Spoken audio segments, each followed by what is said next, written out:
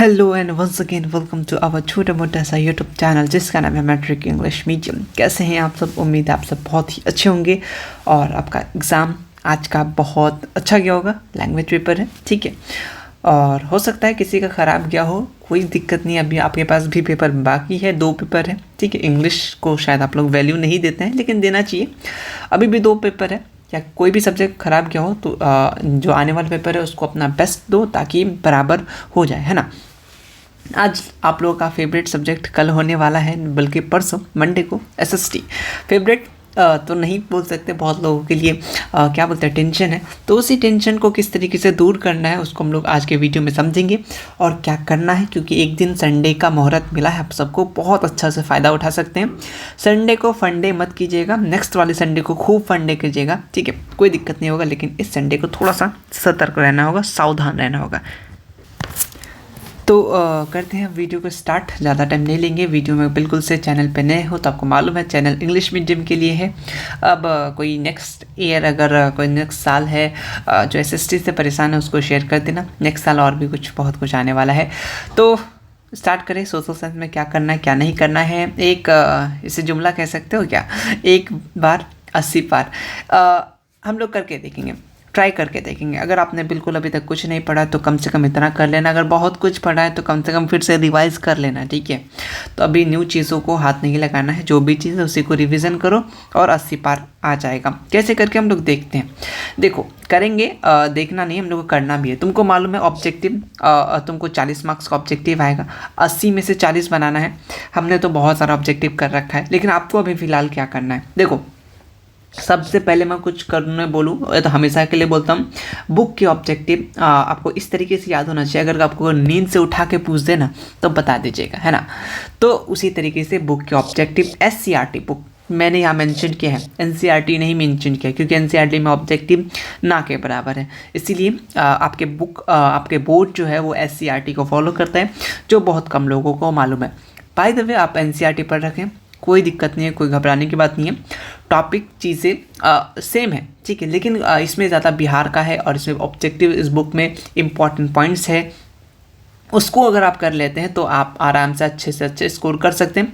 NCERT पढ़ रखा आपसे सब्जेक्टिव बन जाएगा, ठीक है। ऑब्जेक्टिव भले थोड़ा बहुत दिक्कत हो सकता है लेकिन सब्जेक्टिव बन जाएगा अगर आपने एनसीईआरटी पढ़ रखा है। लेकिन हम लोगों ने पिछले साल मेरे जो भी वीडियोस, इस साल भी जो भी वीडियोस आ रहे हैं, हमने हमेशा एससीईआरटी को ही बोला है पढ़ने के लिए। आपने पढ़ रखा है एनसीईआरटी, कोई दिक्कत नहीं है। आगे आप लोगों को एससीईआरटी बुक में आपका जो भी सब्जेक्ट है, हिस्ट्री है, पॉलिटिकल है, उसके बाद ज्योग्राफी है, इकोनॉमिक्स है, ये चारों सब्जेक्ट को आपको एससीईआरटी ऑपरेशन प्लेलिस्ट में जाकर लिंक है। अगर आप वीडियो देख सकते हो तो फटाफट वीडियो देख लेना। ज़्यादा देर का नहीं है, आधा घंटा 1 घंटा में इस तरीके से कंप्लीट करा रखा है। ज़्यादा टाइम हमारा वीडियो में नहीं लगता है ना। ये पूरा का पूरा एससीईआरटी बुक का पीडीएफ भी मैंने ऑलरेडी टेलीग्राम ग्रुप पे डाल रखा है। जाओ डिस्क्रिप्शन बॉक्स में, वहाँ लिंक मिलेगा, टेलीग्राम ग्रुप ज्वाइन कर लेना, ठीक है। वहाँ पे आपको ग्रुप पे मिल जाएगा। ऑलरेडी अपलोडेड नहीं मिला तो उसी ग्रुप के अबाउट सेक्शन में मेरा आईडी मेंशन होगा सिजीन नाम से, वहाँ मैसेज कर देना, मैं तुम्हें दे दूँगा, है ना। तो तुम्हें मिल जाएगा और उसी फाइल के सेक्शन में जाओगे टेलीग्राम पे मिल जाएगा। ऑलरेडी आप सबको मालूम होगा एससीईआरटी बुक का हर एक objective match the following true false भी है। आपके इसमें क्या होता है, सिविक्स में मैच द फॉलोइंग से फिल इन द ब्लैंक से क्वेश्चन जो बनते हैं वो आप कर लीजिएगा एससीईआरटी बुक से। एक बार अच्छे से रिवाइज कर लीजिएगा, ठीक है। एससीईआरटी बुक ऑपरेशन में एगो बाइबल वाला, ठीक है, वहाँ पे थोड़ा सा एक जगह मिस्टेक है, वो थोड़ा सा देख लेना, ठीक है। और उसके बाद नेक्स्ट है एससीईआरटी इंपॉर्टेंट पॉइंट। ये इंपॉर्टेंट पॉइंट इतना इंपॉर्टेंट पॉइंट है ना कि आप शायद आप जब पढ़े होंगे तब आपको समझ में आ गया होगा कि बिहार बोर्ड क्वेश्चन कहाँ से सेट करता है। एससीईआरटी बुक, जो लोग पहली बार नाम सुन रहे हैं, एससीईआरटी बुक में एक बॉक्स होता है yellow colour green colour type का, उसमें से बहुत सारे क्वेश्चन आपके बॉक्स से बनाए जाते हैं, ठीक है। आपने ऑलरेडी देख रखा है। तो वो सब 2 वीडियो हमने कराया, सिर्फ और सिर्फ एक इकोनॉमिक्स, एक ज्योग्राफी। हिस्ट्री सिविक्स इसलिए नहीं कराया क्योंकि उसमें उतना ज़्यादा पॉइंट नहीं है, ऑलरेडी उसमें बहुत सारा ऑब्जेक्टिव है, तो वो आप वहाँ से कर सकते हैं, ठीक है। इसको करने के बाद इसको एक नज़र देख लीजिएगा। इकोनॉमिक्स में मैंने चैप्टर का समरी ही डाल दिया, बुक में जो चैप्टर समरी है वहाँ से क्वेश्चन बहुत बनेंगे ऑब्जेक्टिव। अगर आपको ऑब्जेक्टिव में 40 में से कम 30 प्लस लेके आ रहे हैं ना, तो आप बहुत अच्छा स्कोर कर पाइएगा एसएसटी में, ठीक है। इसीलिए मेरा मानना करना है कि आप 30-35 आराम से पार कर जाइएगा। 40 में से 40 तो लाना ही पड़ेगा अगर बहुत अच्छा स्कोर करना है, लेकिन फिर भी हम लोग लेके चलते 35 क्वेश्चन आपसे बन जाएगा आसानी से। क्या क्या करना पड़ेगा, ये कर लिया आपने SCRT इंपॉर्टेंट पॉइंट्स, 1-2 ही PDF, ये इसका भी PDF मैंने बना के, लेकिन इसका वीडियो पहले देख लेना क्योंकि PDF में बहुत सारी चीज़ें एक्स्ट्रा भी है, तो वो सब चीज़ें ना पढ़ो तो ज़्यादा बेटर रहेगा। वीडियो में मैंने बताया है उस सब इंपॉर्टेंट पॉइंट को, बस आधा घंटा का वीडियो होगा, कंप्लीट फटाक से देख लेना। SCRT इंपॉर्टेंट पॉइंट्स प्लेलिस्ट भी बना होगा, ठीक है, वो कर लेना। एग्ज़ाम टाइम, इसमें क्या किया है मैंने, SST का PYQ करा है, कुछ मॉडल सेट है, कुछ सेंटर पेपर क्वेश्चन है, ताकि आप जब ये सब क्वेश्चन करने के बाद अगर ये वाला क्वेश्चन लगाओगे तो आपसे बहुत सारा क्वेश्चन बन जाएगा, क्योंकि PYQ, centre paper, model set, यही सब तो बिहार बोर्ड बनाता है, इंग्लिश मीडियम में ज़्यादा कुछ आता नहीं है। तो हम लोग ये दोनों को कंप्लीट करने के बाद अगर ये लगाइएगा आपका कॉन्फिडेंस बहुत ऊपर चल जाएगा, क्योंकि आपसे क्वेश्चन बनने लगेगा, है ना, क्योंकि डायरेक्ट बुक का क्वेश्चन बहुत आता है, एकदम बहुत आता है। तो ये दोनों पॉइंट्स करने के बाद ये करते हैं तो आपको बहुत अच्छा लगेगा, आपसे सुकून से बनेगा, ठीक है। ये तो कर लिया। उसके बाद हम लोग जो सैम्पल पेपर कर रहे हैं, आपको मालूम है, जो बहुत मेहनत से मैं बना रहा हूँ, 5 सेट टोटल है, ठीक है, जिसमें से 400 से 500 क्वेश्चन, ठीक है। पूरा बुक SST का जो भी सेक्शन उठा लो, हिस्ट्री, ज्योग्राफी, पॉलिटिकल, इकोनॉमिक्स, सारा सेक्शन से 400 से 500 क्वेश्चन हमने कर रहे हैं, ठीक है, जिसमें से हम लोग का अभी जो वीडियोस आ चुका है और ये कंप्लीट भी हो जाएगा। हो सकता है इस वीडियो को ख़त्म होने के बाद इसका लास्ट पार्ट आ जाए, वो कंप्लीट हो जाएगा। एक पार्ट और आपको दोपहर में एक मिला, वो 2 पार्ट अभी मतलब टोटल 3 सेट कर चुके हैं, तो वो 3 सेट भी कर लेना है। वहाँ से भी आपको अच्छा खासा रिवीजन हो जाएगा, जो क्वेश्चन छूटा हुआ है या आया हुआ वो भी आपको इस सैम्पल पेपर में मिल जाएगा। बहुत इंपॉर्टेंट है, ठीक है। इतना कर लेने के बाद और एक लास्ट, कल आपका संडे है तो उसमें कुछ फ़ायदा हो जाए, तो इम्पॉर्टेंट डेट्स जो है वो याद रखना पड़ेगा। इम्पॉर्टेंट डेट्स, वैसे जो भी बुक के इम्पॉर्टेंट डेट्स है उसको तो याद रखना ही पड़ेगा, तो मैं एक्स्ट्रा इम्पॉर्टेंट डेट्स का क्लास देने का सोच रहा हूँ। अगर आप लोग सहमत रहें बात से तो कमेंट बॉक्स में कमेंट कर देना, ठीक है, और ढेर सारा प्यार भर देना ताकि अच्छा लगता है पढ़ के, है ना। तो ये इतना कर लोगे तुमसे 40 क्वेश्चन आसानी से बन जाएगा, मैं बता रहा हूँ, ठीक है।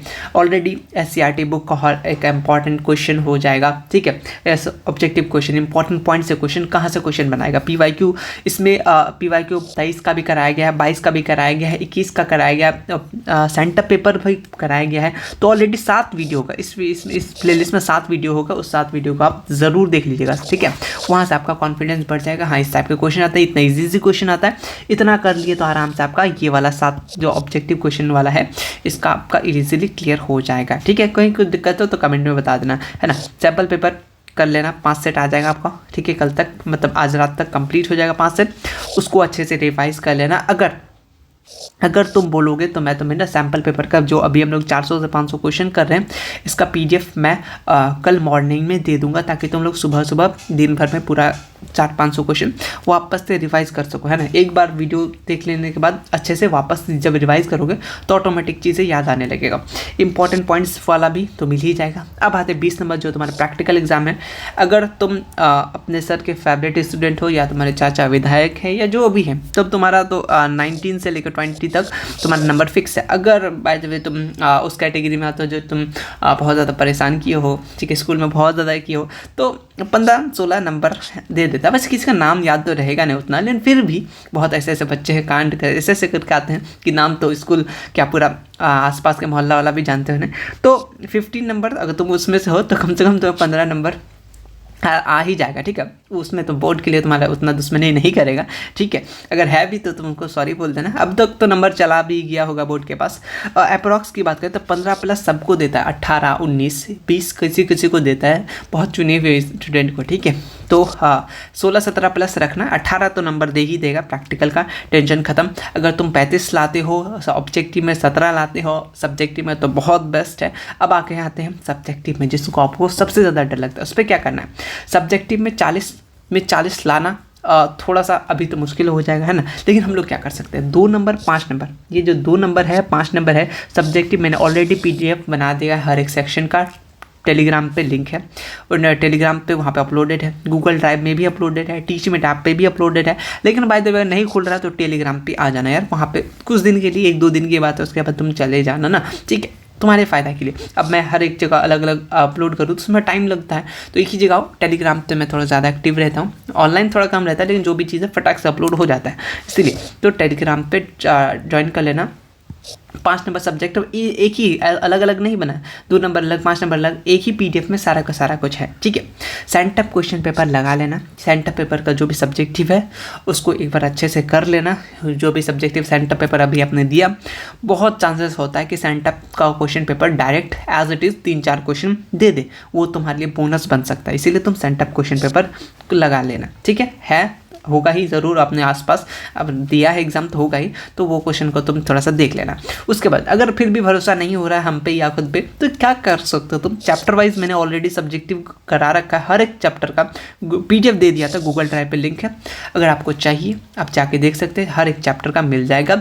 इंपॉर्टेंट चैप्टर पूछोगे तो नेशनलिज्म इन यूरोप, हिस्ट्री की बात कर रहा हूँ, नेशनलिज्म इन इंडिया, ये 2 चैप्टर को बहुत अच्छे से देख के जाना, यहाँ से सब्जेक्टिव भर भर के उठेंगे, एकदम भर भर के, ठीक है।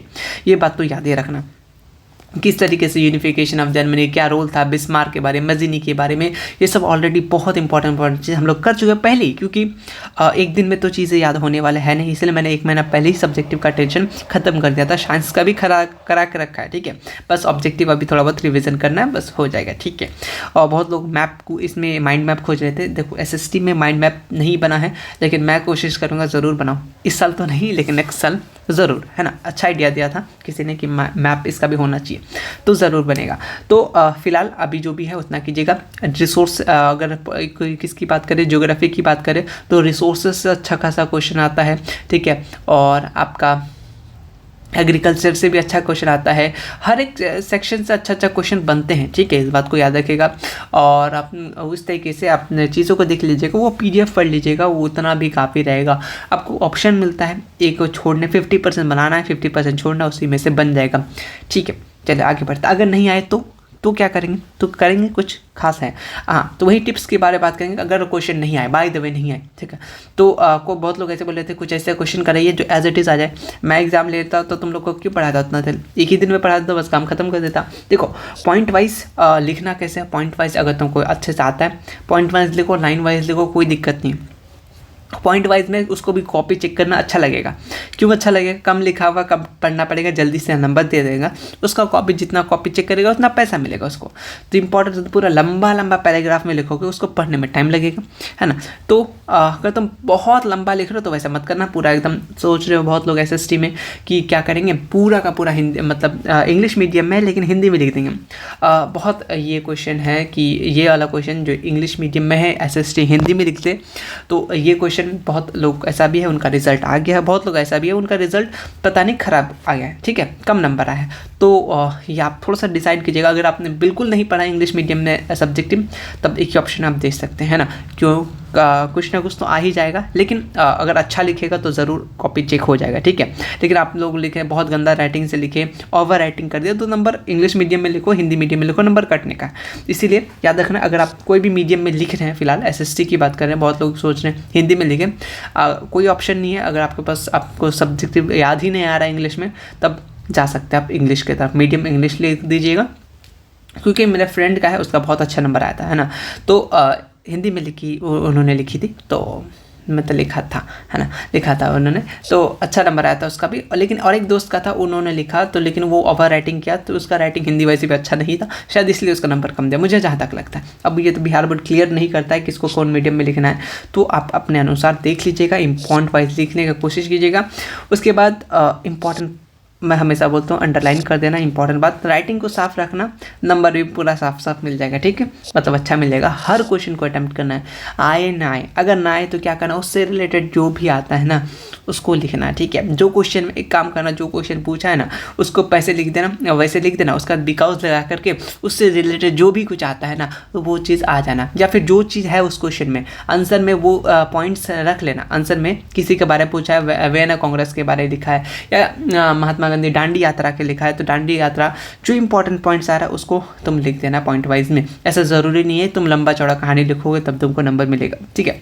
सेक्शन ज़रूर मेंशन करना, तुम हिस्ट्री के क्वेश्चन बना रहे हो कि पॉलिटिकल के बना रहे हो, ज्योग्राफी बना रहे हो, क्योंकि आपका एसएसटी में अलग अलग सेक्शन होता है ना, इसीलिए। तो सेक्शन बी हिस्ट्री का लॉन्ग आंसर कि शॉर्ट आंसर वो ज़रूर मेंशन करना, या ऐसे कर सकते हो शॉर्ट आंसर जितने भी हैं हिस्ट्री, पॉलिटिकल, ज्योग्राफी, इकोनॉमिक्स, सबको एक जगह वहाँ लिखने का पहले कि section B history short answer question, फिर section B economics short answer question short answer, फिर section B political short answer, इस तरीके से सारा का सारा शॉर्ट आंसर, फिर उसके बाद लॉन्ग आंसर, लेकिन मेंशन करना सेक्शन, उसके बाद क्या कौन सा सब्जेक्ट का लिख रहे हो, ये बहुत इंपॉर्टेंट है ताकि उनको टाइम नहीं लगे क्वेश्चन कॉपी चेक करने का, तब तुमको नंबर पूरा का पूरा मिल जाएगा।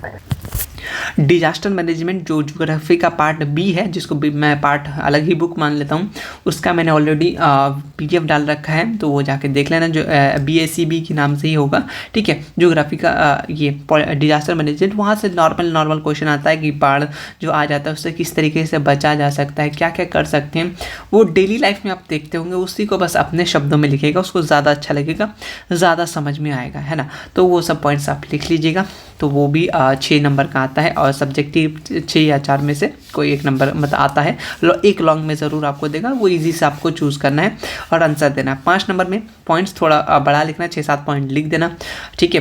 अगर नहीं आए तो क्या कर सकते हो, कोई दिक्कत नहीं, लेकिन छोड़ना मत कोई क्वेश्चन, ठीक है, कोई क्वेश्चन छोड़ना मत। इंपॉर्टेंट पॉइंट्स बहुत ऐसे भी होते हैं कि आपको ऑब्जेक्टिव में भी आंसर मिल जाता है बहुत सारे क्वेश्चन का, है ना, तो लिखना। अगर जो इंपॉर्टेंट डेट्स की बात करें तो इंपॉर्टेंट डेट्स के नीचे अंडरलाइन, नाम के नीचे अंडरलाइन, तो ये सब चीज़ें आपको ध्यान रखना है, साफ सुथरा बिल्कुल लिखना है, अच्छे से लिखना है, कर्सिव कम ही लिखेगा तो ज़्यादा बेटर रहेगा, है ना। तो यही सब बात, बस अब क्या, अब काम में लग जाओ, ठीक है।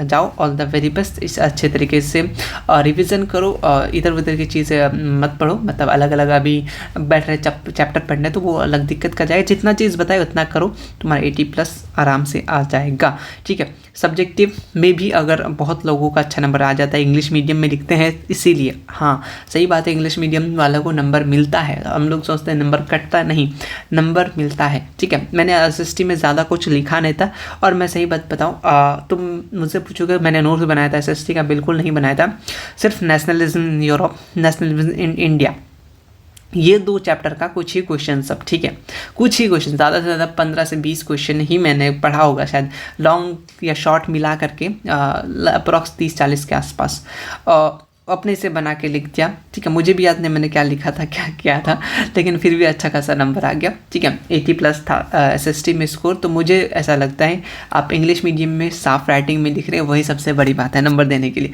वही काफ़ी चाहिए, है ना, इम्प्रेस करने के लिए टीचर को।